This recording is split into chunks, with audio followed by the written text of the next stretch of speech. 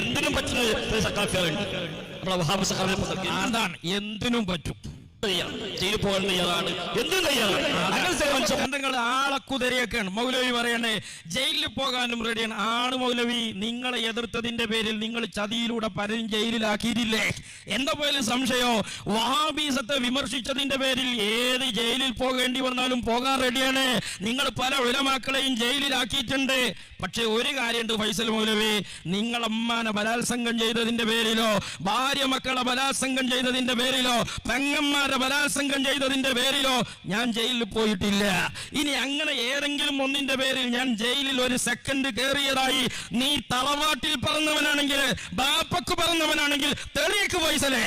തോറ്റപ്പ തമ്മാടിത്തരം പറയേ, തോറ്റതിന്റെ പേരിൽ വ്യക്തിഹത്യ നടത്തെ. നീ എന്താ മനസ്സിലാക്കിയത്?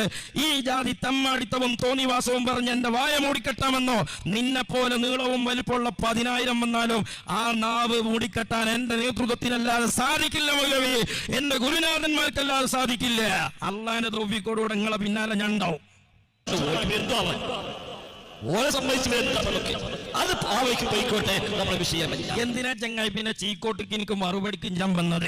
കെട്ടും മാറാപ്പുന്റെ ക്ലിപ്പൊക്കെ വെട്ടിമുറിച്ച് ചീക്കോട്ടിക്ക് നീ വന്നപ്പോ എന്റെ വൈക്ക് ഞാൻ പോയിക്കോട്ടെ എന്ന് നിനക്ക് കരുതിക്കൂടായിരുന്നോ? എന്തേ കരുതാഞ്ഞത്? മലപ്പുറത്ത് നിങ്ങളുടെ സമ്മേളനത്തിൽ വെച്ച് എന്റെ ക്ലിപ്പിട്ട് പ്രസംഗിച്ചപ്പോ നിനക്കത് കരുതിക്കൂടായിരുന്നോ? എന്തേ കരുതാഞ്ഞത്? എന്തേ കരുതാഞ്ഞത്? എന്നാ മൗലവി, ഞങ്ങളെ വൈക്ക് പോകട്ടെ എന്ന് നീ കരുതിയാലും നിന്റെ വഴിക്ക് നിന്റെ പിറകെ ഇൻഷാ അല്ലാഹ് ഞങ്ങൾ ഉണ്ടാകും. 1952 മുതൽ 2012 വരെ